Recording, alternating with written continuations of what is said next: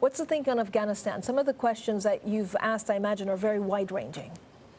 Absolutely. And what's really fascinating, Francine, is to compare perceptions of the war in Afghanistan to so many other conflicts in modern history in the U.S.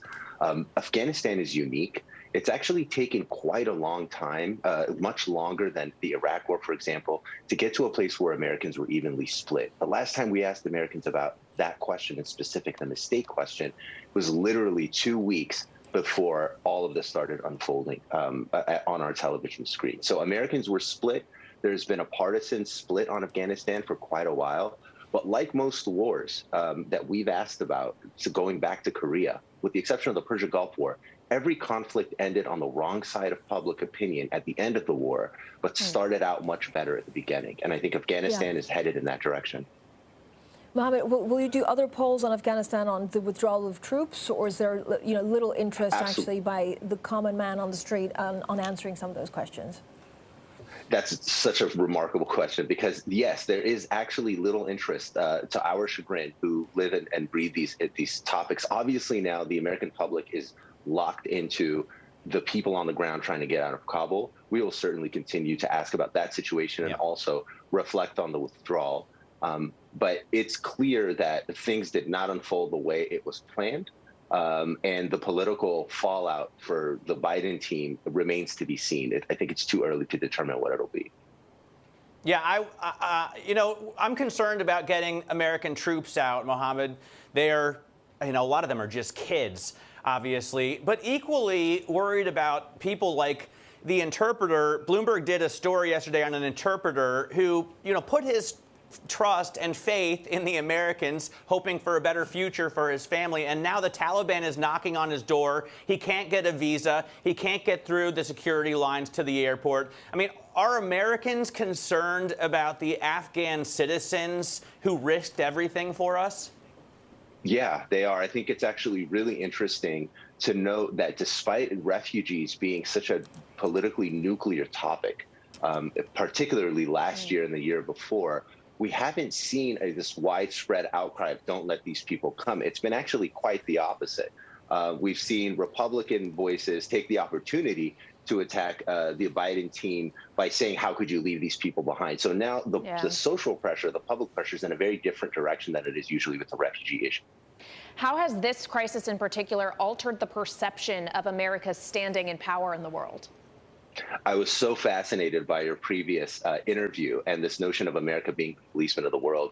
I was dying to share that Americans actually don't want America to be the policeman of the world. And I think that's a surprising notion to many people who watch U.S. foreign policy. There's a huge disconnect between what Americans wake up and think about every day, hint, hint, what they think about when they go to vote in a midterm election, and what's happening on the other side of the world, particularly when it doesn't involve American lives at risk and doesn't necessarily impact the local realities here, like 9/11, for example. So unless we unfortunately see that kind of a development, it will be an outlier if this event tends to have a huge impact, for example, on the upcoming midterm election. But again, it's still too early to determine. Of course, aside from geopolitics, another issue we're dealing with domestically and abroad is the continued spread of the coronavirus and the Delta variant. How has that altered Americans' perceptions of vaccines, for example? American perceptions of vaccines have stayed really stable. What's changed is what Americans want to see their employers doing about vaccines. Right now, 62% of Americans say their employer is encouraging them to have the vaccine before they come back to work. 52% of Americans favor employers requiring the vaccine to be taken before work. But remote work is really where everything has proverbially hit the fan because many people were planning to come back. Many organizations and companies were bringing people back. And then we got hit by this Delta variant. So I'd love to take you through kind of the state of where remote work is now and what the desires are for the future. Right now, half of Americans tell us that they are routinely working offsite. Within that half, 3 in 10 are exclusively offsite, and 2 in 10 are doing a hybrid, going back and forth. The other half are fully on site. Moving forward, 40% of Americans expect to have long-term remote work options from their employer. But their desire is closer to 7 in 10 or even 8 in 10 that want to have some kind of a hybrid remote work offering. What this tells us is when employers take the approach of scaring people back into the office, we know that they're going to lose talent because the expectations now are not going back to it. You know, there's controversial talk about actually cutting people's pay if they're working from home more. I mean, are people in your polls actually ready to take a pay cut if they can work from home? That's a great question. It's certainly a major factor in whether or not people are going to consider moving.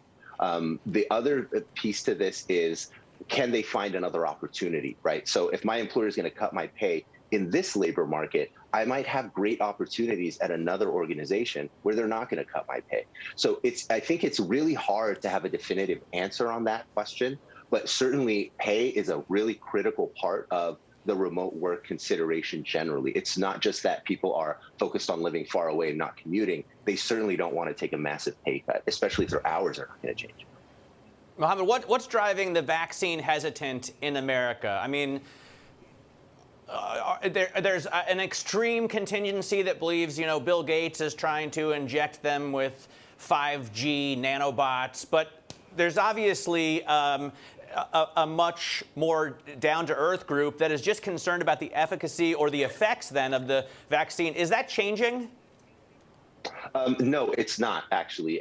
Persistence of the people who are refusing to take it, we haven't seen change. The number one issue is absolutely that they cite is the fact that there isn't a lot of information, or they want more information, or they're concerned about the quickness of the approval process. But we're not seeing a lot of movement, frankly, in attitudes about the willingness to take the vaccine itself.